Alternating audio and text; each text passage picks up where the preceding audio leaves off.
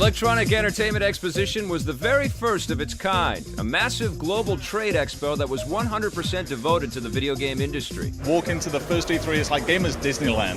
First time you go in and you see all these games and you see all this loud noise and you realize that this is where any gamer would like to come and spend 3 or 4 days. It was directly spun out from the limited video game presence that games used to have at the Consumer Electronics Show.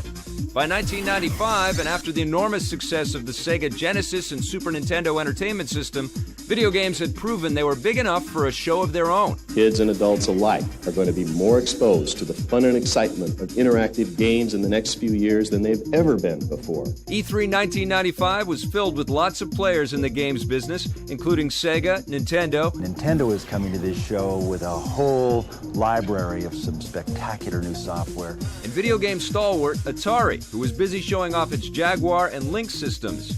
Trip Hawkins' ambitiously priced CD-ROM system, the 3DO, was prominently positioned at E3 in those early days. But the real surprise star of E3 1995 was unquestionably the Sony PlayStation, which elevated CD-ROM and 3D console gaming to a whole new level. We have a brand new product that's out there that's better than any of the other products out there. We're better than Sega.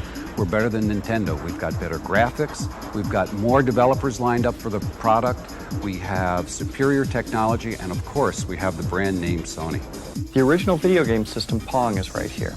This is approximately an 8-bit system, the sorts of things that you see in the original Nintendo. This is approximately a 16-bit system. And now we go on to the Sony PlayStation, which is virtually unlimited in its ability to paint the screen.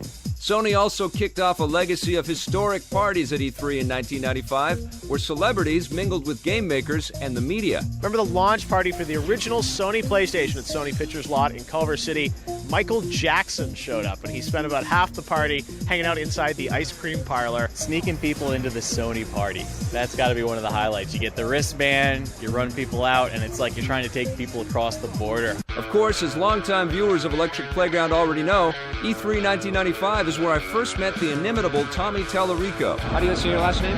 Tallarico. Tallarico? First question. Yeah. Why are you wearing shades inside? Well, you see, my future is so bright, I gotta wear sunglasses. I hear you. You know what? Your jacket's so bright, you gotta wear sunglasses. This is very true also. Yeah. Very true. Tommy was excited by Panzer Dragoon for the Sega Saturn, and although that console certainly had its share of interesting games, by E3 1996, it was becoming clear that Sony's PlayStation was about to be the dominant CD-ROM game system in the industry. It's incumbent upon Sony as leaders, as dominant leaders in the next generation marketplace, to continue to drive this industry to new heights, to broaden the user base, and to make sure that this industry continues to thrive as we build the biggest wave possible.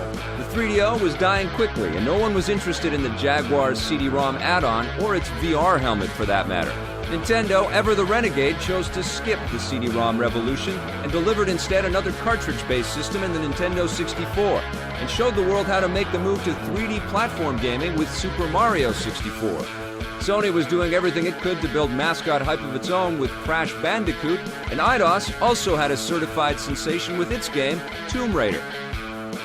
The original Tomb Raider launch party with an ice sculpture of Lara Croft, very curvaceous of course, and drinking vodka off her breasts, you know. That was probably and that was my first E3 experience, you know, like 10 years ago. So that was, I think that set the tone to what was to come with all the crazy Playboy parties and all the, you know, the celebrities and all the craziness that the old E3 was. Within its first 2 years, E3 had already become an institution for the video game industry, and the world was taking notice.